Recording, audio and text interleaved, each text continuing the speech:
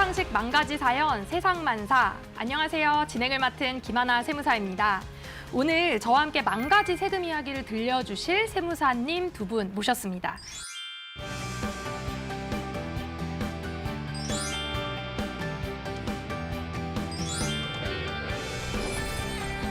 안녕하세요.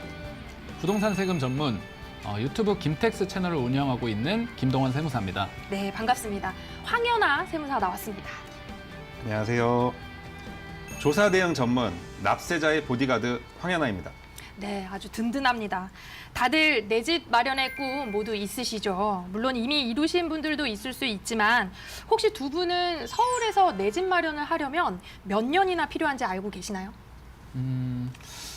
제가 감히 예상해보면 한 15년, 20년 걸릴 것 같습니다. 15년, 20년? 예. 저도 집값이 워낙 비싸니까 한 20년 이상 걸릴 것 같습니다. 20년 이상.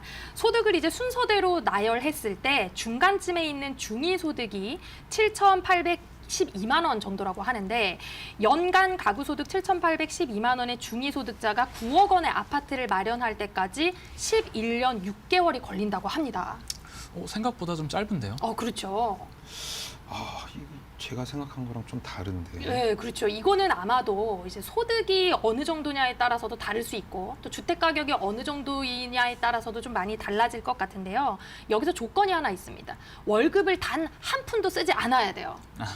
그럼 제 얘기가 맞네요. 맞아요. 그러니까 사실은 우리가 체감하는 연도는 그거보다 더 길 텐데 소득은 더 줄고 집값은 더 오르고 이런 상황에서 이제 내 집 마련이 더 어려워질 거라는 이야기가 나오고 있죠. 네, 맞습니다. 정부는 지금 가계부채의 중과세가 심상치 않다고 보고 있고요. 그래서 9월부터 스트레스 총부채 원리금 상환 비율 2단계를 시행하고 있습니다. 이게 무슨 얘기냐면요. 대출을 받는 사람 대상으로 DSR 산정 시에 일정 수준의 가산금리, 스트레스 금리를 부과해서 대출 한도를 줄이겠다는 의도입니다. 사실 이것 때문에 이제 주택담보대출을 받으시려는 금융 소비자들이 현장에서 굉장히 혼선을 많이 가지고 있다고 합니다. 왜냐하면 이 은행들이 자체적으로 시행 시기도 다를 뿐만 아니라 규제도 제각각이라서 이제 같은 사람이 돈을 빌리는데도 이 금융기관에서는 이만큼, 이 금융기관에서 이만큼 이렇게 차이가 많이 벌어지고 있다고 합니다. 네, 맞습니다. 내 집 마련이라는 건 정말 집을 찾는 과정부터 그 자금을 마련하는 과정까지 쉽지가 않은 것 같습니다.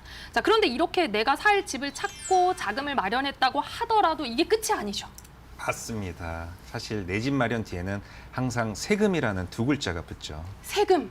이 주택과 뗄래야 뗄 수 없는 이 세금. 오늘은 부동산 세금 관련 이야기를 두 분과 함께 집중적으로 다뤄보려고 합니다. 잠시 후 부동산 세금 이야기로 만나보시죠.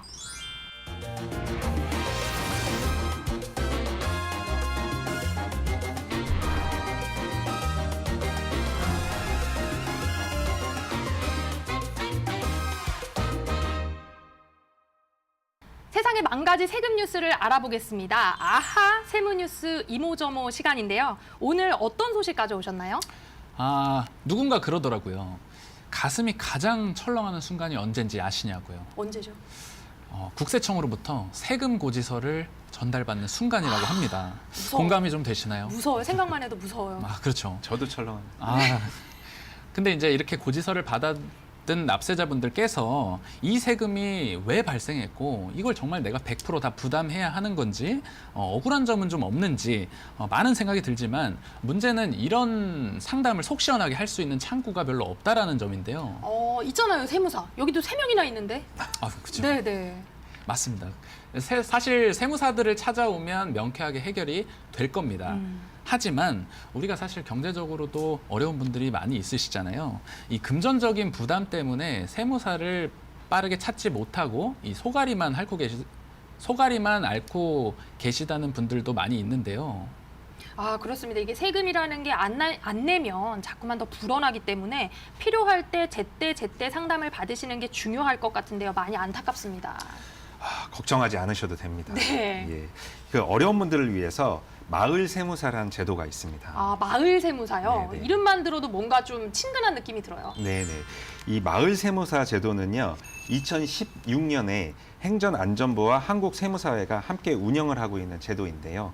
저소득층, 취약계층, 소상공인, 경제적 이유로 세무 상담을 받기 어려운 국민들에게 세무사가 무료로 재능 기부하여서 세금 상담을 해드리는 제도입니다. 현재는 마을 단위로 지정된 1,400여 명의 세무사들이 활발히 활동 중에 있는데요. 주로 영세 납세자들의 국세 및 지방세를 도와드리고 있습니다. 그러면 우리 동네에도 마을 세무사가 있을 것 같은데 어떻게 찾아볼 수가 있을까요? 네, 여러 가지 방식으로 확인을 하실 수가 있는데요. 이 마을 세무사 명단은 행정안전부 그리고 한국세무사회 홈페이지에서도 확인이 가능하시고 각 지자체 민원실, 읍면동 주민센터, 비치된 홍보 자료를 통해서도 쉽게 확인이 가능합니다. 하지만 어르신분들의 경우에는 인터넷을 활용하시기가 조금 어려울 수 있잖아요. 그럴 경우에는 지역 번호를 누르시고 120 누르시면 유선으로도 쉽게 안내를 받으실 수 있습니다. 지금 더 팁을 드리자면요. 이번 9월 달을 맞이해서 마을 세무사회에서 그 추석 명절을 맞이하여 한 달간 찾아가는 마을 세무사 오. 제도를 운영할 건데요. 네. 이것은 그 전통시장을 대상으로 릴레이 무료 세금 상담을 하는 코너입니다. 그래서 이렇게 유선으로 상담하기 어려우신 분들은 전통시장 찾아가셔서 대면 상담도 가능합니다.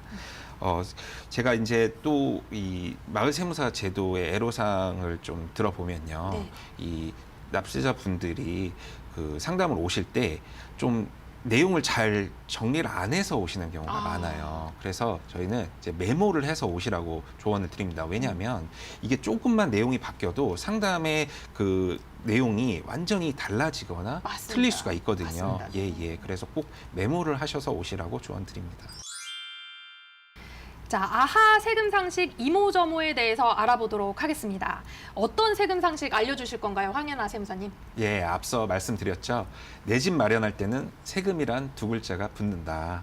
오늘은 내 집 갖고 있으면 내야 되는 세금이 어떤 게 있는지 알아보도록 하겠습니다. 좋습니다. 한두 개가 아닐 것 같아요. 네, 한두 개가 아니지만 그렇게 많지도 않습니다. 네네네. 예, 이렇게 생각하시면 편한데요. 내 집을 살 때, 그리고 보유하고 있을 때, 그리고 집을 팔 때 각각 세금을 내신다고 보시면 됩니다. 그러니까 집을 살 때, 그리고 집을 보유하고 있을 때, 그리고 집을 팔 때. 그러면 먼저 집을 살 때 내는 세금부터 설명 한번 해주실까요? 네, 집을 살 때 내는 세금 바로 취득세입니다. 취득세. 네, 이 말 어원 그대로 우리가 집을 취득하기 때문에 내야 하는 세금이라고 생각하시면 쉬운데요. 우리가 집을 구매할 때 사실 집값 외에 또 다른 돈이 뭐가 들어가는지 아냐고 여쭤보시면 사람들이 뭐라고 하는지 아세요? 취득할 때 다른 돈이 또 드나요? 취득세 말고? 어떤 게 들죠? 이제 대부분이 부동산 중개 수수료를 얘기하십니다. 맞네요. 중개 수수료도 사실 만만치가 않거든요. 맞습니다. 네. 적은 돈이 아니죠. 네. 그런데 사실 이거보다 더 큰 돈이 들어가는 곳이 바로 취득세입니다. 우리가 이제 부동산 중개 수수료는 쉽게 생각하면서 이 취득록세는 집값을 구매하는 변수에 빠뜨리는 경우들이 사실 굉장히 많이 보입니다. 내 집 마련할 때 그렇기 때문에 이 취득세도 반드시 의사결정 변수에 넣으셔야 되는데요. 그 금액이 작지 않기 때문이기도 하고요. 이 취득세는 조금 보충 설명을 드리면 이 주택뿐만 아니라 토지나 건축물 그리고 우리가 쉽게 접할 수 있는 차량 그리고 다른 권리 등을 취득할 때도 내는 이 지방세의 한 종류입니다. 아까 만만치 않다 그랬는데 취득세는 얼마 정도 내게 되나요? 네, 주택의 경우에는 매매의 경우에는 매매가액의 1에서 3%, 그리고 증여를 받을 때는 시가 인정액의 3.5%, 그리고 저희가 상속을 받을 때는 이 공시가격 기준시가의 2.8% 정도 취득세를 부과합니다. 한 가지 예시를 들어보면 우리가 전용 면적 85제곱미터 초과하는 10억짜리 주택을 취득했을 때 취득세가 얼마나 나오는지를 살펴보면 취득세가 3% 해서 3천만 원과 지방교육세와 농어촌 특별세 500만 원을 포함해서 총 3,500만 원이 부과가 되는데요. 꽤 크네요. 중개 수수료보다 훨씬 큰 금액이죠. 훨씬 크네요. 네. 이렇게 취득세도 만만치가 않은 것 같습니다. 우리 황윤아 세무사님 절세 비법 같은 거 없을까요? 취득세? 있습니다. 있을 줄 알았어요. 네, 지방세 특례 제한법에 보면요, 취득세 감면이 여러 그 종류가 나와 있는데요. 가령 이제 생애 최초로 집을 산 분들에 한해서 그 취득세를 어느 정도 깎아줍니다.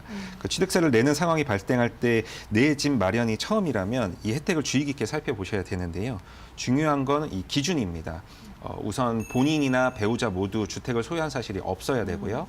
취득 당시 가액이 12억 원 이하인 주택을 유상거래로 취득하는 경우에만 최대 200만 원까지 세금 감면 혜택이 최대 있습니다. 200만 원까지. 네네.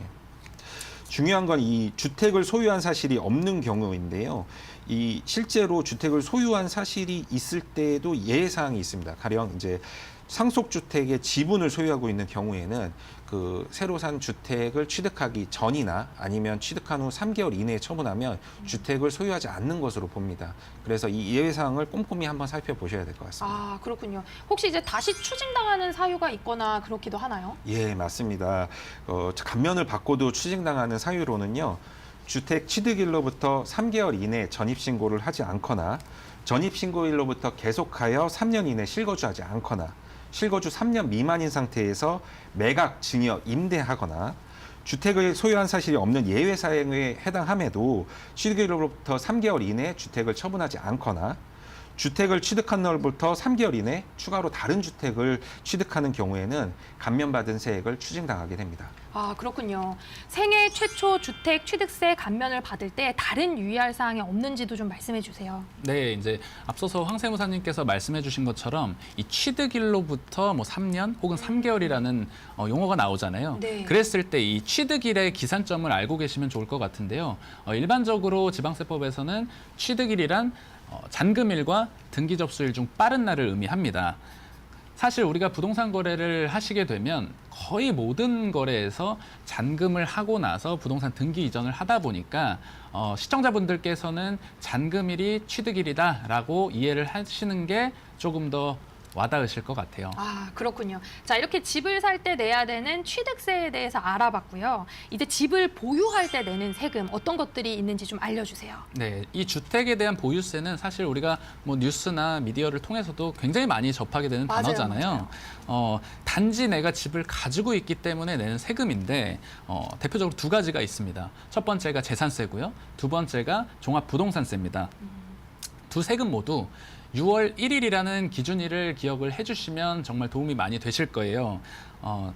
6월 1일 현재 집을 가지고 있는 사람이 이 보유세를 내게 됩니다. 그럼 6월 1일 현재 집을 가지고 있는 사람은 재산세하고 종합부동산세 두 가지 세금 모두 내게 되나요? 맞습니다. 사실 뭐 특별한 감면 상황을 제외하고는 집을 가진 모든 분들이 이 재산세, 보유세를 내게 되는데요. 사실 종합부동산세는 조금 다릅니다. 제 주위에 어떤 분은 살면서 나도 종부세 한번 내보고 싶다. 뭐 이런 말씀들을 하세요. 모든 사람이 내는 게 아닌가 봐요. 맞습니다. 왜냐하면 이 종합부동산세는 소위 말해 좀 부자세금이라고도 얘기를 하는데 주택 가격이 어느 정도 좀 비싸야 부과가 되기 시작합니다. 물론 재산세 납세 의무자는 종부세 납세 의무가 있다고 얘기는 하지만 종합부동산세는 일정 금액까지는 공제가 되기 때문에 재산가액, 그러니까 집값이 상대적으로 싼 집에 대해서는 종부세가 부과가 되지 않는 거죠. 아, 그럼 우리 집이 굉장히 비싸야지만 종합부동산세를 내는 거다. 그래서 나는 종부세 내는 게 꿈이다. 이런 말이 좀 있나 봐요. 맞습니다. 그럼 도대체 얼마까지 비싸야 되는 거예요, 세무사님? 주택의 공시 가격에서 개인은 기본적으로 9억까지 공제해 줍니다. 아, 9억을. 예. 그리고 일정한 1세대 1주택자에 해당하면 12억까지도 공제해 주고요. 만약 이 부부 공동 소유 5대 5라면 이게 인적 과세에 해당하기 때문에 최대 9억, 9억씩 18억까지 공제가 가능합니다. 아, 한 사람당 9억 예, 이렇게. 예. 네.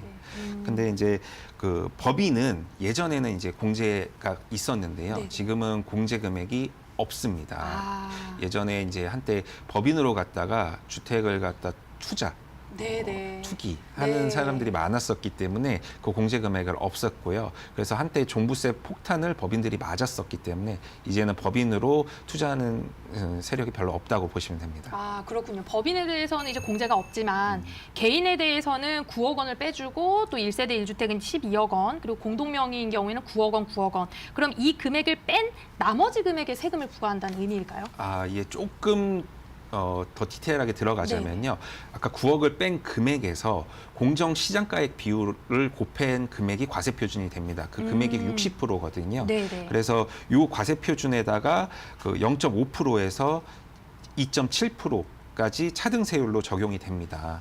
단 주의할 점은요. 3주택자 이상이면서 과세 표준이 12억 초과자는 3%에서 5% 중과세율을 적용받게 되어 있습니다. 아, 중과세율도 있군요. 그러니까 어쨌든 공제하고 또 공정시장가율까지도 곱하기 때문에 과세 표준은 많이 떨어질 것 같은데 그럼에도 불구하고 종합부동산세를 내시는 분들은 진짜 부동산 부자들. 이분들이 절세할 수 있는 방법이 있을까요? 사실 이제 단독 명의보다는 그래서 공동 명의가 종부세를 18억 원까지 공제를 받을 수 있는 혜택이 있기 때문에 하나의 기본적인 절세 팁이 될 수 있겠고요. 그리고 이제 다주택자이신 분들은 6월 1일 전에 주택을 처분하셔야 당해년도의 재산세와 종부세를 피하실 수가 있습니다. 아, 아까 그게 기준일이라고 하셨으니까요. 맞습니다. 네. 그래서 극단적으로 내가 6월 2일에 집을 처분하게 되면 내 집은 이미 등기가 다른 사람에게 넘어갔는데 해당 주택에 대한 재산세가 나한테 종합부동산세가 나한테 이렇게 날라오는 일이 발생하게 되거든요. 그래서 이제 처분 계획이 있으신 분들은 가능하면 6월 1일 전후로 처분을 하시는 게 재산세와 종부세를 조금이라도 절세할 수 있는 팁이 되겠습니다. 그럼 또 사려는 사람은 또 6월 1일 지나서 사고 싶지 않겠어요? 그렇죠. 네. 어떻게 해야 되나요? 네, 수요와 공급에 따라서 맞춰질 것 같습니다. 아, 네네. 알겠습니다. 자, 이제 마지막으로 집을 팔 때 어떤 세금 내야 되는지 우리 황윤아 세무사님 설명 좀 해주시죠. 네, 집을 처분할 때 내는 세금이죠. 바로 양도세와 증여세가 있겠습니다. 돈이 오가는 유상거래에 해당할 경우 양도세를 내게 되고요. 무상거래일 경우에는 증여세를 내게 됩니다. 아, 양도소득세. 집을 양도하면 무조건 발생하는 세금인가요? 그렇지는 않고요. 예전에 취득한 가액보다 높은 가액으로 집을 팔았을 때 양도 차익이 발생했을 때 내는 세금이고요. 다만 이제 1세대 1주택자이면서 실거래가가 12억 이하에 해당하는 경우에는 비과세 혜택도 볼 수 있습니다. 아, 그렇군요. 이렇게 1세대 1주택 비과세 특례를 받았다가 다시 토해내는 경우도 있다고 들었는데 어떤 경우가 좀 대표적인 사례로 알고 계세요?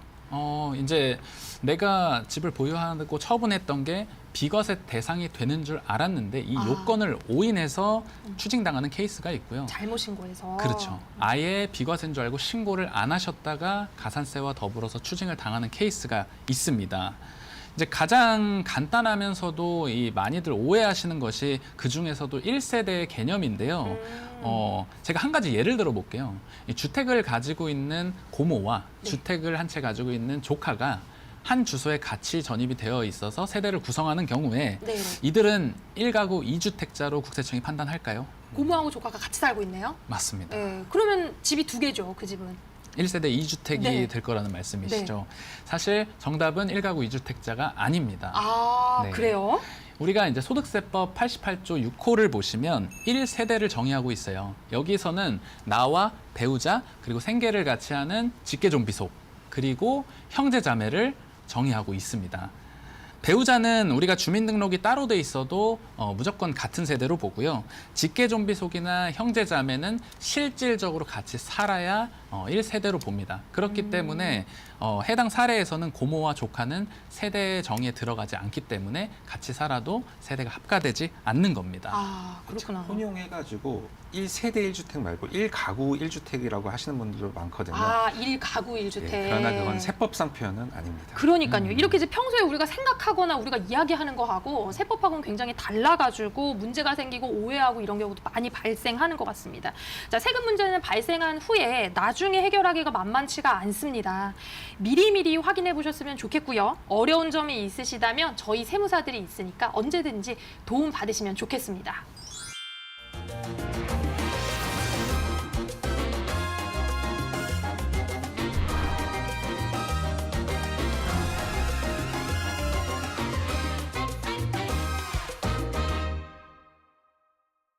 세금 상식 10,000가지 사연을 세무사들이 꼭 집어 해결해 드리겠습니다. 자, 황현아 세무사님, 오늘은 어떤 사연이 도착했나요? 네, 흔히들 엄빠 찬스라고 하죠. 엄빠 찬스. 네, 이 찬스를 쓴 분이 보내오신 사연입니다. 네. 결혼한 지 1년 된 신혼부부입니다. 서울에 신혼집을 마련했습니다. 주택자금 조달 계획서도 제출했는데요. 갑자기 세무조사가 들어왔네요. 저희 금전거래 내역을 열어보겠다는데요. 신혼집은 저와 아내가 모은 돈에 대출을 받았고요. 모자란 돈은 저희 부모님께 빌렸습니다. 차용증도 작성했는데요. 국세청에서 다시 소명하라고 하네요. 이유를 몰라 답답합니다. 아, 신혼집을 마련할 때 부모님께 돈을 빌린 것 같아요. 사실 요즘 청년들이 자기 돈을 모아서 집을 사는 건 거의 불가능한 일에 가깝거든요. 자, 이런 경우에 세무조사가 무조건 나오는 거예요? 그렇진 않고요. 사실 집을 샀는데 세무조사가 나왔다면 갑작스러운 일은 아닙니다. 예, 세무조사는 3번째 단계에 해당하고요. 소명에는 총 3번의 기회가 주어집니다. 앞선 첫 번째, 2번째 단계의 소명을 제대로 하지 못했을 경우에 최종적으로 오는 게 3단계 세무조사라고 보시면 되겠습니다. 세무조사라 그러니까 좀 무서운데 어떤 과정으로 이루어지는지 좀 자세하게 설명 좀 해주세요. 네. 첫 번째 단계는요, 잔금을 치르기 전에 공인중개사에게 제출하는 주택 취득자금 조달 및 입주계획서입니다. 한 장짜리 서류에 주택 자금이 출처가 명확하지 않다고 판단되면 구청은 조사 대상을 통보해서 2차 소명을 요구합니다. 네. 증빙 서류가 많긴 해도 그래도 이때까지는 해당 부동산에 대한 그 자금 소명하는 것으로 가름이 되기 때문에 크게 어렵지 않습니다. 그러나 다만 2차 소명도 명확하지 않다고 판단되면 구청은 과세관청에 고발을 하게 됩니다. 이때 나오는 세무조사가 3단계 자금 출처 조사에 해당합니다. 세목은 증여세 세무조사라고 쓰여 있지만요. 사실상 최대 3년치까지 자금의 출처와 운영을 전부 소명해야 합니다. 그래서 만약 이 3번째 단계로 넘어가면 부동산 취득 자금뿐만 아니라 나의 소득, 소비 내역, 심지어 주식을 팔고 산 내역까지 전부 조사하기 때문에 당사자로서는 심적 부담이 매우 큽니다. 그래서 처음에 제출하는 주택취급자금 조달 계획서를 잘 작성하셔야겠습니다. 이렇게 3단계를 설명을 해주셨는데 먼저 이제 주택을 취득할 때 주택 취득자금 조달 및 입주 계획서를 제출해야 되고 만약에 이게 좀 불안정하다 그러면 구청에서 조사 대상으로 통보가 오고요. 이것도 소명이 잘 되지 않으면 과세관청으로 세무서 자금 출처 조사가 나온다. 이렇게 3단계로 설명을 해주셨어요. 그럼 이제 모든 사람들이 주택을 취득할 때 이 자금 출처 계획서를 내야 되는 거예요? 모든 사람은 아닙니다. 규제 지역으로 규정이 되어 있는 그 투기과열지구나 조정 대상 지역에 있는 주택은 이 가액에 상관없이 모든 분들이 자금 조달 계획서를 내시는 게 맞지만 이 외의 지역들 있잖아요. 그쪽은 이제 실거래가 기준으로 6억 원 이상 되는 집을 취득하실 때 요 제출 의무가 발생합니다. 제출 의무가 있는 부동산을 취득하시는데 해당 서류를 제출하지 않으면 소유권 이전 등기를 넘겨받을 수가 없으니까 이 점을 유념하시면 좋을 것 같습니다. 이렇게 지금 자금 조달 계획서를 한번 잘못 쓰면 지금 2차, 3차로 조사를 당하는 이런 위험이 있다는 건데 어떻게 해야지 이걸 잘 쓰는 건지 좀 자세하게 알려주세요. 그럴까요? 네. 그러면은 제가 한번 양식을 보고 설명드리겠습니다. 직접 가지고 오셨군요. 네네네. 네. 이 부동산 거래 신고 등에 관한 법률에 정해진 양식이고요. 네네. 우선 이 매수인의 인적 사항을 적게 됩니다. 부부 공동 소유라면 2장을 작성하시면 되고요. 그리고 아래 그 자금 조달 계획을 보시면 자기 자금과 차입금, 자기 자금은 자본이고 차입금 등은 부채에 해당하는 내용을 적으시면 되는 겁니다. 우선 자기 자금 항목을 보면요. 예금액이라면 잔액증명서가 증빙 서류가 될 것이고요. 증여 또는 상속이라면 해당 신고서 등이 증빙 서류가 될 것입니다. 부동산 처분 대금은 기존에 살던 집의 매각 대금 또는 보증금을 적으시면 됩니다. 그리고 차입금 등 부채 항목에 대해서는 크게는 주택담보대출 항목을 적으시면 되고요. 이에 따른 대출 약정서를 증빙하시면 됩니다. 만약에 회사에서 대출이 나온 경우에는 그 밖의 대출에 적으시면 되고요. 지원금이 나오는 경우에는 회사 지원금 항목에 적으시면 됩니다.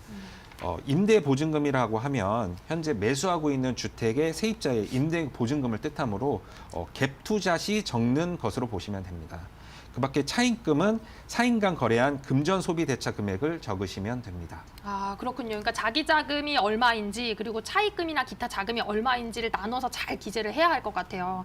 근데 사실 앞서 말씀드렸듯이 주택을 구입할 때 부모님께 손을 빌리지 않고 그냥 다 내 자금으로 사기는 쉽지가 않잖아요. 쉽지 않습니다. 이럴 때 어떻게 자금 계획을 좀 하면 좋을지 좀 알려주세요. 네, 사실 아무리 우리가 고연봉자를 하더라도 2030 신혼부부가 평균 10억 원에 육박하는 서울의 집을 사는 거는 정말 쉬운 일이 아니죠. 쉽지 않죠. 은행의 대출을 많이 받더라도 사실 풀로 땡겨야죠. 부모님에게 손을 벌리는 경우가 굉장히 많습니다. 맞습니다. 예.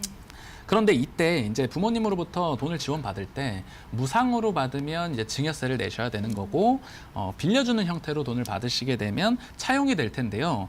특히 이 증여의 경우에는 지금 부모님으로부터 직계비속이 10년간 5천만 원의 공제를 받으실 수가 있잖아요. 그와 더불어서 이제 2024년부터 시행된 이 혼인출산 증여공제 1억 원을 추가적으로 또 활용하시면 1억 5천만 원만큼은 증여세 부담 없이 자금을 받으실 수가 있습니다. 그렇군요. 사실 그 증여보다 문제가 되는 거는 차용입니다. 아, 빌리는 거? 네네. 부모 자식 간의 동거래는 원칙상 차용으로 인정하지 않는 게 상속세 및 증여세법 기본 통칙입니다.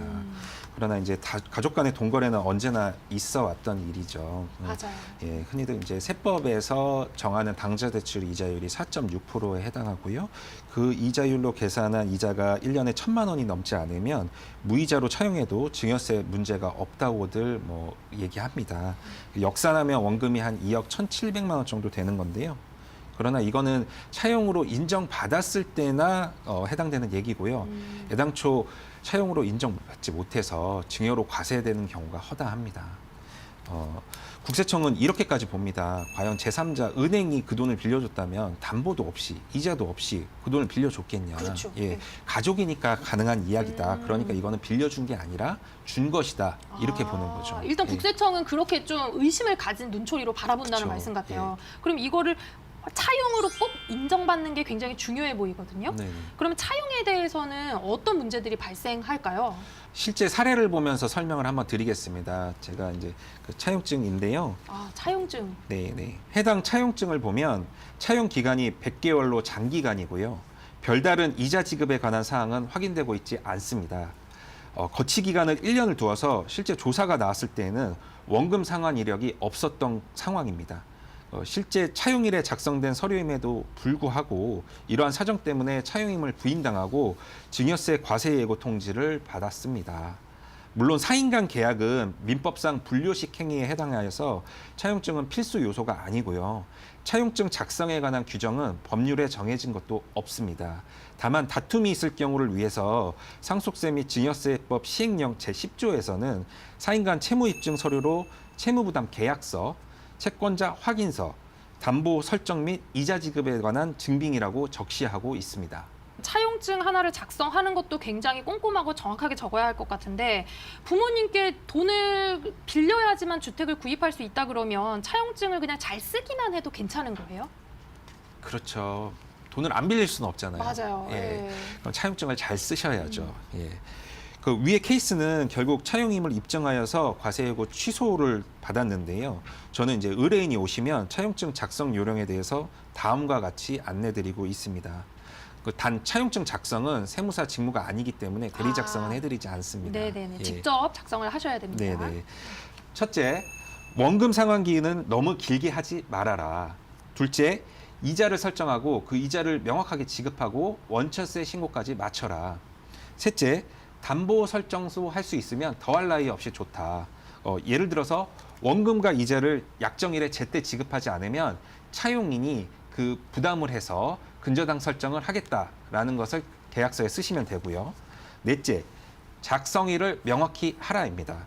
차용증을 이제 공증받으면 가장 좋겠지만 이건 이제 변호사 일로서 수수료가 매우 비쌉니다. 그래서 이제 간단하게는 그 이메일로 주고받는 방법이 있고요. 우체국에 확정일자 받는 방법을 활용하셔도 좋습니다. 저는 추천하는 방법이 등기소에 직접 방문하셔가지고 사문서 확정일자를 받으시라고 합니다. 한 장당 600원밖에 안 하기 때문에 2장 받으시면 되겠습니다. 아, 그렇군요. 어쨌든 이건 이제 부모 자식 간에 돈을 빌려주는 관계니까 이자를 정확하게 설정하고 반드시 지급해라. 네. 그러면 이자 설정은 어느 정도가 좀 적당할까요? 아까 말씀드렸다시피 세법상 당좌 대출 이자율이 4.6%입니다. 그러나 사실 4.6%까지 그 설정할 필요는 없고요. 다만 이제 무이자일 경우에는 원금 상환 이력을 남길 길이 없잖아요. 네네. 그래서 조금이라도 이자 설정을 하라고 말씀드리는 겁니다. 다만 주의할 점은 저리로 설정한 이자하고 그리고 아까 4.6%로 계산한 이자율의 차이가 1년에 1,000만 원이 넘으면 그 증여세 문제가 발생하니까요. 차용 원금이 큰 경우에는 미리 그 세무 전문가와 상담받으시길 조언드립니다. 그러면 이렇게 적절한 차용증을 잘 쓰고 실제 돈을 빌리고 이 원금에 대해서 갚은 기록도 있어야 할까요? 당연히 맞습니다. 앞서 말씀해 주신 바와 같이 이 우리가 차용증만 써놓고 돈을 갚지 않는다면 사실 빌린 게 아닌 셈이잖아요. 그래서 이제 실제로 차용을 주장해서 인정받기 가장 좋은 케이스는 이 상환 이력을 꼼꼼하게 남기는 겁니다. 실제로 이제 조세 심판례나 다양한 판례들을 확인해 보면 원금과 이자의 상환 내역은 너무나도 중요한 이 차용에 대한 증거로 받아들여지고 있습니다. 그러니까 의심의 눈초리가 가득한 국세청을 설득시키기 위해서는 이 상환 내역이 너무나도 중요할 것 같습니다. 그러니까 이걸 평생 부모님 돈이라고 안 갚겠다 이런 생각으로 차용증을 쓰셨다면 좀 곤란해지실 것 같아요. 자, 그럼 이제 우리 사연으로 돌아와서요. 아까 우리 사연의 주인공은 주택 취득자금 조달 계획서에 문제가 좀 있었나 봐요. 왜 세무조사가 들어왔을까요? 그렇죠. 이제 그 한 장짜리나 아니면 2차로 소명했던 단계에서 명확치 않았다고 보는 거고요. 결국에는 그 국세청이 파악하지 못하고 있는 소득이 있다고 보는 겁니다. 그게 뭐 부모로부터 받은 돈인지 아니면 주식 또는 코인을 통해서 번 돈인지 아니면 사업소득 내지는 근로소득으로 번 돈인지 간에 국세청에 신고되지 않은 소득이 있다고 보는 거고요. 예, 그래서 만약에 이제 세무조사가 실시가 되면 그 통장 내역 3년치 통장 내역을 다 들여다보게 되고요. 거기서 빠져나갈 길은 없습니다. 예. 이렇게 지금 세무조사가 들어오게 되면 얼마만큼 국세청이 어디까지 무슨 자료로 어떻게 보는지도 너무 궁금해요. 너무 무서워요. 그 저희가 보통 통장 거래 내역을 은행에 요청을 하면 상대방 계좌번호까지는 잘 안 나와요. 네. 근데 국세청 내부 시스템엔요 상대방 계좌번호까지 다 나옵니다.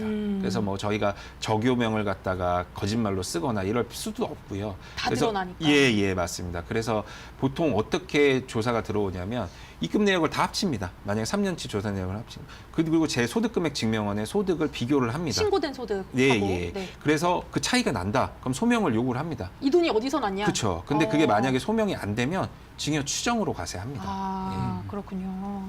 그래서 제가 그 구체적으로 어떤 요구사항이 들어오는지 양식을 보면서 한번 설명드리겠습니다. 네. 자료 제출 요구서라고 나와 있고요. 그다음에 요 뒷장을 넘기면 일단 총괄로 재산 취득자금의 운용과 원천을 다 정리해 줘야 됩니다. 운용은 차변이고 원천은 대변에 해당합니다. 그래서 뒤에 구체적인 내용을 보면요. 당연히 이제 부동산 취득에 관해서 계약금, 중도금, 잔금, 증빙과 원천이 어디서 났는지까지 다 소명을 해야 되고요. 그리고 아래 뭐 주식을 샀고 팔았으면 그 산 내역도 다 합치고 판 내역도 다 합쳐서 그 내역을 갖다가 증빙을 해야 됩니다. 금융자산도 이 3년치 나온다고 하는데요. 계좌잔액 증명서를 갖다가 다 제출해야 되고요. 그 다음에 채무 등 상환 내역이 있으면 그 금융기관이든 사인 거든 다 증빙을 해야 됩니다. 마지막으로 이제 신용카드 사용액도 증빙을 해야 되는데요. 신용카드 사용액이라는 거는 자금의 운영에 해당하기 때문에 적을수록 좋은 거거든요. 그래서 이거는 그냥 국세청에서 그 파악하고 있는 내용을 적으시면 됩니다. 이렇게 지금 서류 작성을 한번 제대로 안 했다가 굉장한 낭패를 볼 수도 있겠습니다, 여러분. 부모님께 돈을 빌리는 것 자체는 문제가 되지 않지만 그 과정도 명확하고 투명하게 해야 납득을 시킬 수가 있고 나중에 문제가 생기지 않는다는 점 다들 꼭 기억하고 유념하셨으면 좋겠습니다. 자, 이번에는 다음 사연 한번 알아보겠습니다. 김동환 세무사님. 네, 사연 들려드리겠습니다. 자녀를 둔 부모님의 사연인데요. 서울에 시세가 10억 정도 되는 아파트를 보유하고 있습니다. 향후 이 아파트가 재건축 이슈도 있기 때문에 사실 남에게 팔기보다는 자녀에게 조금 저렴하게 줄 수 없을까를 고민하고 있습니다. 제가 이제 자식에게 이 아파트를 파는 것이다 보니까 사실 최대한 저렴하게 주고 싶은데요. 어느 정도까지 싸게 팔아야 자녀도 부담을 좀 줄여주면서 절세까지 같이 할 수 있을까요? 라고 사연을 주셨습니다. 이게 참 집을 남한테 팔 때는 되게 비싸게 팔고 싶은데 자녀한테 팔 때는 되게 싸게 팔고 싶으신가 봐요. 그게 그렇죠? 부모의 마음인 것 같습니다. 네. 이게 지금 내 집인데 내 맘대로 싸게 그냥 팔면 안 되나요, 세무사님? 문제가 될 수 있습니다. 어. 네. 사실 우리가 단순하게 생각해 봤을 때 부모가 자녀에게 현금을 공짜로 주면 무슨 세금이 나오죠? 증여세가 나오죠. 맞습니다. 네. 부동산도 마찬가지입니다. 오. 다만 부동산은 현금과는 조금 다르게 시가의 30% 또는 3억 원 둘 중에 적은 금액까지는 싸게 양도해도 된다라고 일정 범위를 규정하고 있는데요. 증여이익이 그 이상이 되면 증여세가 부과가 되기 시작합니다. 그럼 지금 이 사연자분은 서울에 10억 원 가량 되는 아파트라고 했는데 이 아파트를 얼마에 내놓는 게 좋을까요? 시가가 10억 원이니까 네. 좀 아까 말씀드린 산식에 의해서 시가의 30%와 3억 원 둘 중에 적은 금액이 동일하게 3억 원이죠. 그렇기 때문에 부모님은 자녀에게 최소 현금 7억 원은 받아야 증여세가 부과되지 않습니다. 그렇구나. 그런데 지금 이제 어쨌든 자녀에게 싸게 팔고 싶다라고 얘기를 했는데 우리 앞서서 집을 팔 때는 양도세가 과세된다라고 짚어봤잖아요. 그런데 증여세를 말씀하셔가지고 이 경우에도 양도세가 발생하나요? 네, 맞습니다. 흔히들 그러면 7억에 거래했으니까 내 양도가액은 7억으로 할 수 있지 않느냐 이렇게 생각하시는데요. 소득세법에는 부당행위 계산 부인이라는 규정이 있습니다. 요지는 세금만큼은 시가대로 내야 된다는 뜻인데요. 그래서 이때 계산법은 7억이 아닌 10억으로 해야 됩니다. 아까 3억 내진 30%는 증여세 문제만 없을 뿐인 거죠. 예.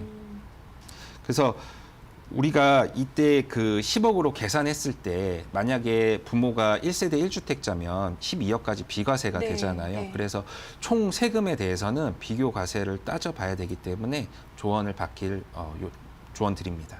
그렇군요. 이게 저가로 양수를 하더라도 어떤 게 더 좋은지는 따져봐야 될 문제다. 그런데 분명히 양도세도 과세된다고 했는데 왜 증여세 이슈도 얘기하시는 거예요? 자녀한테 지금 공짜로 준 건 아니잖아요. 맞습니다. 그런데 쉽게 생각해 보면 우리가 이제 10억짜리 시가 부동산을 자녀가 일반적인 부동산에 가서 취득을 하게 되면 10억 원에 그대로 현금을 주고 사야 하는데 네. 부모님에게 취득하는 거기 때문에 7억 원에 산 거잖아요. 싸게 산 거다. 그렇죠. 그러면 사실 3억 원에 대한 부분만큼 어떻게 보면 증여 이익을 얻은 거라고 볼 수 있습니다. 네, 다만 이것을 상속세및 증여세법에서 시가의 30% 혹은 3억 원 정도까지는 그래 부모 자식 간 조금 싸게 팔아도 내가 증여 문제 삼지 않을게 이렇게 규정을 해놓은 것이기 때문에 증여세가 부과되지 않는 것이고요. 네네. 달리 말해서 자녀가 현금 흐름이 만약에 6억 원밖에 없다. 그러면 사실 7억까지 증여세가 없는 건데 6억을 주고 산다 그러면 이 1억 원만큼은 증여세가 부과가 되는 겁니다. 그렇군요. 자, 그러면은 우리가 10억 원의 아파트를 자녀에게 싸게 팔 때 고려해야 될 다른 세금은 있는지 또 이런 세금들은 어떤 것들이 있는지 좀 알려주시고 팁도 좀 알려주시면 좋을 것 같아요. 네, 크게는 좀 3가지 정도를 체크해 보시면 좋을 것 같은데요. 첫 번째로 집을 양도하는 부모님이 1세대 1주택 비과세를 받을 수 있는지를 체크해 보시는 게 가장 먼저입니다. 왜냐하면 우리가 일반적으로 시가가 10억 정도 되는 아파트를 자녀에게 무상으로 증여를 할 때에는 증여세가 약 2억 2천만 원 정도가 과세가 됩니다. 그러나 이거를 부모 자식 간 매매 거래로 돌리게 되면 12억까지는 양도소득세가 없기 때문에 양도소득세가 한 푼도 발생하지 않는다라는 어떤 절세 포인트가 생기게 되거든요.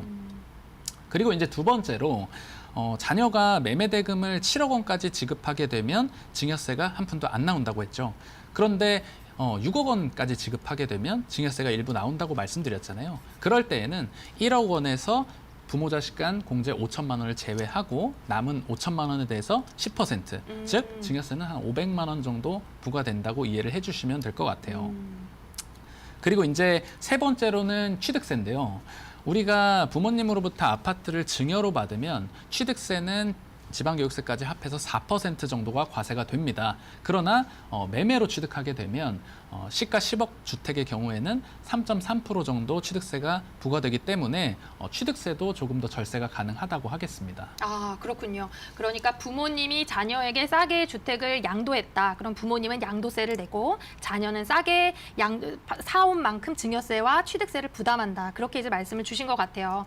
자, 그럼 이게 분명하게 양도거래이기 때문에 이 대금 7억 원에 거래했다고 하더라도 자녀가 7억 원을 있어야 부모님한테 주죠. 그렇죠. 자녀가 7억 원이 어디 있겠어요. 이거 7억 원에 대해서는 지금 어떻게 해야 돼? 이거 다시 부모님한테 빌려도 되나요, 세무사님? 이게 좀 간단하지는 않습니다. 이 부모 자식 간에는 특수 관계인이기 때문에요. 우선은 대금 이체 증빙이 없으면 등기 이전도 불가능하고요. 그렇다고 해서 또 부모님이 돈을 빌려줘서 집을 사게끔 하면 가장행위로 볼 수도 있습니다. 아, 그래서 저는 이거는 추천드리지 않고 있고요. 오히려 이제 매매로 집을 샀으면 그 집을 담보로 주택담보대출을 받아서 가름하셔라 이렇게 조언드리고 있습니다. 그런데 사실은 이제 대출을 받기도 요즘 여의치가 않은데 혹시 다른 방법도 있을까요? 정말 자녀가 현금 흐름이 부족하다면 너무 욕심을 내진 않고 너무 욕심내지 마시고 어떤 갭 투자 방식이나 아니면 조그만 부동산을 가지고 있다면 현금 대신에 그 부동산을 대가로 지급하는 방법도 찾아볼 수가 있습니다. 결국에는 이 7억 원을 부모님한테 주기는 줘야 되는데, 그렇죠? 자, 그러면 지금 말씀하신 갭 투자 방식, 전세 세입자가 있는 집을 자녀에게 매매하는 건가요? 그렇죠. 소위 말해서 우리가 갭 투자라고 하는 전세 낀 매매라고 하는데요. 우리가 시가 10억 원의 서울에 있는 아파트의 전세가율을 통상적으로 한 60% 정도 설정을 하게 되는데, 그러면 전세가 6억 원이 설정되어 있으니까 자녀는 일반적인 제3자 거래에서는 현금이 4억 원이 필요하겠죠. 네네. 그런데 여기서는 부모 자식 간 저가 매매 거래를 하다 보니까 매매 가액을 7억 원에 설정할 거고 전세가 6억 원이 껴 있으니까 자녀는 1억 원의 현금만 부모에게 주고 집을 시가 10억 원의 집을 취득할 수가 있게 되는 겁니다. 그렇군요. 그러면 이제 우리 자금 출처가 중요하다고 했으니까 이 자녀가 부모 통장에 먼저 매매대금 7억 원을 넣고 그리고 부모가 다시 이제 전세인한테 받아가지고 6억 원을 다시 자녀 통장에 넣는 이런 것까지도 다 금융거래를 좀 만들어 놓는 게 좀 정확할 수도 있나요? 근데 실질적으로는 그렇게 거래를 하진 않고요. 네네. 일반적으로 전세입자가 껴있는 경우에 우리가 3자 거래, 일반적인 갭 투자 형식을 생각을 해보면 시가 10억 원짜리 부동산에 전세가 6억이 설정돼 있으면 4억 원에 대한 부분만 계약금, 중도금, 잔금의 형태로 지급을 하고 그 전세입자의 6억 보증금은 그대로 내가 떠안는 성격으로 거래를 하게 되잖아요. 이 부분은 부모 자식 간 저가 거래에서도 마찬가지입니다. 네. 그래서 동일한 케이스에서 매매 가액을 7억 원으로 설정하고 전세가 6억이 껴 있으니까 자녀는 1억 원에 대한 현금을 계약금, 중도금, 잔금 형태로 부모에게 지급하는 것으로 이제 거래를 할 수가 있는 진행을 겁니다. 할 수가 있겠네요. 이게 그러니까 네. 이제 제3자와 거래라고 생각을 해보면 과연 이루어질 수 있는 거래냐가 중요한 것 같고요. 네. 그다음에 국세기본법상의 실질과세의 원칙에 따라서 가정거래가 아닌지 그거를 조심해야 될 것 같습니다. 실제로 양도한 게 맞다. 네, 이렇게 예. 확인을 하시는 게 중요할 것 같습니다. 그리고 또 다른 방법이 하나 더 있다고 말씀하셨는데 현물을 통한 맞교환 방식이라는 거는 어떻게 부모하고 자녀하고 집을 바꾸는 건가요? 맞습니다. 이게 조금 많이 생소하실 수 있는데요. 네네. 아무래도 살다 보면 부모가 조금 더 비싼 집을 가지고 있고 자녀가 싼 집을 가지고 있는 경우가 훨씬 더 많겠죠. 네. 그리고 자녀가 부동산을 취득했다면 현금은 더더욱이 없을 겁니다.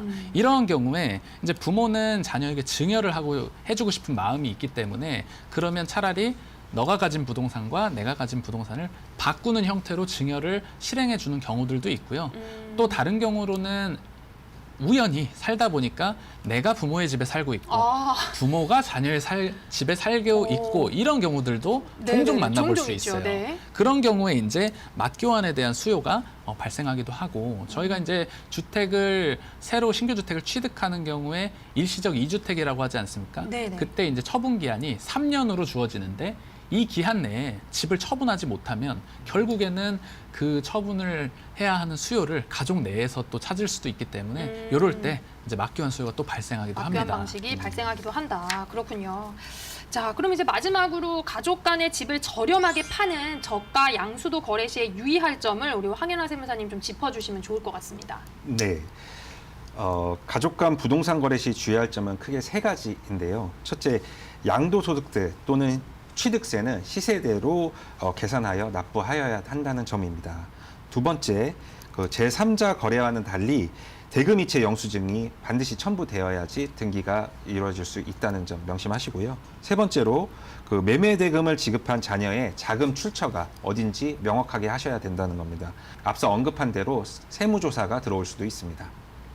네, 자녀에게 내 집을 물려주는 방법이 상속과 증여뿐만이 아니라 저가로 양도를 하는 방법도 있는 걸 한번 살펴보았습니다. 자, 이제 마지막 사연 한번 보겠습니다. 네, 결혼을 앞둔 예비 신부님의 사연입니다. 결혼을 앞둔 신부입니다. 어렸을 때 제 부모님이 돌아가셔서 상속받은 재산이 꽤 있는데요. 남편은 사회생활을 한 지 얼마 되지 않아서 모아둔 재산이 얼마 없습니다. 그래서 이제 시세 15억 원가량의 신혼집을 마련하는데 제가 온전히 자금을 조달하기로 했습니다. 남편은 어차피 우리가 부부이니까 공동명의로 하자고 합니다. 종부세를 낼 때나 나중에 처분 시에 양도소득세를 낼 때 공동명의가 더 유리하다며 이렇게 강하게 주장하고 있는 건데요. 제 돈이 100% 조달이 되는 건데도 세금적으로 문제가 없을까요? 라고 사연을 주셨습니다. 아, 이게 지금 남편이 지금 공동명의를 요청하는 지금 그 이유가 좀 굉장히 이유가 좀 굉장히 좀 빈약합니다. 자, 이렇게 지금 15억이나 되는 신혼집을 내가 해오는데 남편이 공동명의까지 하자고 요구를 하다. 이거 지금 결혼을 해야 돼요, 세무사님? 그래도 신부님께서 결혼을 해야 되나요? 굉장히 마음이 넓으신 분 같습니다. 너무 사랑해요. 너무 사랑하시는군요. 결혼할 때 항상 갈등을 겪는 게 물론 집이라도 해올 수 있으면 굉장히 행복한 겁니다, 여러분. 그런데 이제 우리 사연자 분께서는 참 그래도 운이 좋게 집이 있으신데 공동명의, 사실상 공동명의에 대한 세금 문제도 많이 발생하게 됩니다. 궁금하신 분들도 많으실 것 같고요. 자, 그냥 서류에 이름 하나 끼워 넣으면 되는 거 아니야? 이렇게 생각하시는 분들도 많은데 남편과 함께 공동명의를 한다면 문제가 없을 리 없겠죠. 당연히 문제가 될 수 있습니다. 돈을 낸 것도 아닌데 맞습니다. 문제가 있어야 됩니다. 맞습니다. 네. 왜 이렇게 감정이입을 하시죠? 아닙니다. 네. 사연에서 이 구매하고자 하는 이 주택의 규모가 사실 국세청에서 정의하는 이 고가주택 12억 원의 기준도 훨씬 훌쩍 넘어서는 그러네요. 15억 원 상당의 주택이잖아요. 네. 공동명의로 이렇게 15억 원짜리 주택을 취득하게 되는 경우 원칙은 각자가 7억 5천만 원씩 조달하는 게 당연히 원칙입니다. 그러나 이제 아내가 100% 자금을 모두 댄다면 아내가 7억 5천만 원만큼 남편에게 증여를 한 꼴이 되는 거죠. 우리가 이제 익히 알고 있는 부부간 증여 공제는 10년간 6억 원이 가능합니다. 그래서 해당 사연에서는 아내분이 100% 자금을 조달하게 된다면 7억 5천만 원에서 6억 원을 공제한 1억 5천만 원에 대해서는 증여세가 부과됩니다. 아, 그렇군요. 그리고 또 하나 이제 조금 네. 주의할 사항이 결혼을 앞두고 있잖아요. 네. 만약에 취득일 기준으로 갖다 혼인신고가 되어 있지 않다면 이 증여공제는 해당되지 않습니다. 아, 그렇네요, 또. 그런 문제도 또 있었네요. 그래서 혼인신고를 결혼식 전이라도 미리 하시거나 하는 거 주의사항으로 알아두셔야 될 것 같습니다. 네. 지금 순탄치가 않아 보입니다. 지금 이 결혼이 혼인신고까지 지금 먼저 해야 되니까. 자, 이게 지금 공동명의면은 그냥 집주인의 이름만 등재를 시키는 건 아닌 것 같은데, 그럼 이제 지분을 뭐 50대 50 이렇게 쪼개져서 등기가 되는 건가요? 맞습니다. 공동명의로 이제 매매계약서를 쓰게 되고 등기를 하게 되면 등기부 등본상에 2분의 1 지분씩 소유한 것으로 등재가 됩니다. 아, 그렇군요. 아까 말씀하셨던 것처럼 1억 5천만 원에 대해서는 이제 증여세가 발생할 수도 있다. 왜냐하면 15억의 절반 하면 7억 5천이니까. 그럼 맞습니다. 그거는 증여세는 누가 내는 거예요? 증여세도 아내가 낸다 그러면 이거 뭔가 상식적으로 맞지가 않게 될 것 같은데요. 지금 결혼하면 안 돼요, 그러면. 증여세는 이제 네. 납세 의무자가 예. 증여를 재산을 무상으로 받으신 분, 네. 결국엔 해당 사례에서는 남편분께서 내셔야 합니다. 그렇죠. 증여를 받은 남편이 내야 된다. 자, 그런데 우리 남편이 증여세까지 내고 싶지는 않다. 그냥 우리 증여 공제되는 6억 원까지만 좀 하자. 이렇게 지분을 좀 나눌 수도 있을까요? 그렇죠. 꼭 5대 5일 필요는 없습니다. 네네. 지금 이 케이스를 계산해 보면 아내분이 60%, 남편분이 40% 지분을 취득하면 남편에게는 정확히 6억 원의 증여가 이루어지는 거기 때문에 그 한도 내에서 공제가 되므로 증여세는 나오지 않습니다. 그렇군요. 자, 우리 사연자분의 남편이 어차피 부분이 공동명의로 하자, 종부세를 낼 때, 집을 처분할 때 더 유리하다. 지금 이거 팩트 체크를 좀 해봐야 될 것 같습니다. 자, 이게 실제로 공동명의가 이런 부분에 있어서 더 유리하긴 한가요? 남편분의 편을 들고 싶지는 않은데요. 실제로 공동명의가 유리한 경우가 많이 있습니다. 그렇군요. 네, 사실 집을 취득하고 보유함으로써 내는 이 취득세나 재산세는 이 명의를 분산한다고 해서 절세가 되는 세금은 아닙니다. 그런데 이제 종합부동산세나 양도소득세는 종합소득세처럼 인별과세 형식을 띠고 있기 때문에 소득을 사람별로 나누면 나눌수록 절세가 되는 것이 일반적입니다. 특히 이제 종합부동산세의 경우 개별적으로 공시가격에서 9억 원씩 차감한다고 말씀드렸잖아요. 그래서 총 18억 원을 공제받을 수 있기 때문에 부부 공동명의의 경우에는 조금 더 유리한 부분이 분명히 있습니다. 그리고 이제 처분하실 때 양도소득세에 대한 부분도 생각을 하셔야 되는데요. 사실 두 분이서 1세대 1주택 비과세를 받으시면 세금적으로 큰 차이는 없을 거예요. 하지만 다주택자가 된다거나 비과세 요건을 못 갖춘다거나 해서 양도를 하시는 경우를 가정을 해본다고 하면 우리가 15억 원에 산 집을 집값이 많이 올라서 20억 원에 처분했을 때 처분이익이 5억 원 정도 되지 않습니까? 요거를 단독 명의로 처분하는 경우와 공동 명의로 2억 5천만 원씩 계산해서 내는 경우의 세금 차이가 무려 양도소득세가 4천만 원까지도 벌어질 수가 있습니다. 그렇군요. 네네. 자, 이렇게 지금 세 번째 사연에서 우리 사연자분의 질문에 저희가 좀 답변을 알아봤는데요. 확실히 부부 공동 명의를 하게 되면 우리 종합부동산세 부분 그리고 양도소득세 부분에 있어서는 유리한 점이 있을 수도 있다. 그렇게 좀 알고 계시면 좋을 것 같습니다. 자, 이렇게 우리 사연 3개까지도 모두 함께 알아봤습니다. 우리 시청자분들께서 궁금해하시는 사연들로만 모아서 우리 부동산 세금과 관련된 이야기들 나눠봤는데요. 두 분 어떠셨어요? 황인하 세무사님 어떠셨어요? 네. 한때는 부담부 증여가 유행했던 적이 있습니다. 그러나 이제 세법이 바뀌면서 가족 간 저가 매매가 트렌드가 되었습니다. 그만큼 이제 바뀌는 세법에 따라 절세 방법이나 또는 조심해야 될 사항들이 시시각각 바뀌는 것 같습니다.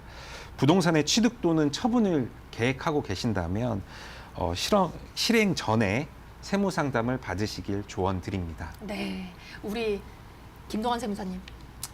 네, 이제 저뿐만 아니라 세무사분들이 세무 상담을 하다 보면 이 세금에 대한 부분을 사후적으로 알게 돼서 이제 후회를 하시거나 또 재산상 피해를 입으시는 경우들을 굉장히 많이 보게 되는데요. 이런 원인이 사실 세금이 워낙 복잡하고 자주 바뀌기 때문에 일어나는 일이라고 생각이 듭니다. 그렇기 때문에 시청자분들께서도 이 부동산 세금에 대해서는 항상 관심을 가지고 공부를 하시면서 또 오늘 저희가 말씀드리는 내용과 영상이 시청자분들께도 많은 도움이 됐으면 하는 바람입니다. 네, 여러분 세금 상식 10,000가지 사연을 통해서 여러 가지 정보 많이 얻으셨나요? 평소에 세금 고민이 있으시면 샵 3772번으로 사연 보내주시면 저희가 방송에서 속 시원하게 해결해 드리도록 하겠습니다. 여러분 세무사를 알아두는 것이 생활의 지혜입니다. 우리 다음 시간에도 실생활에 도움이 되는 많은 사연들 가지고 찾아오겠습니다. 지금까지 세상만사였습니다. 고맙습니다.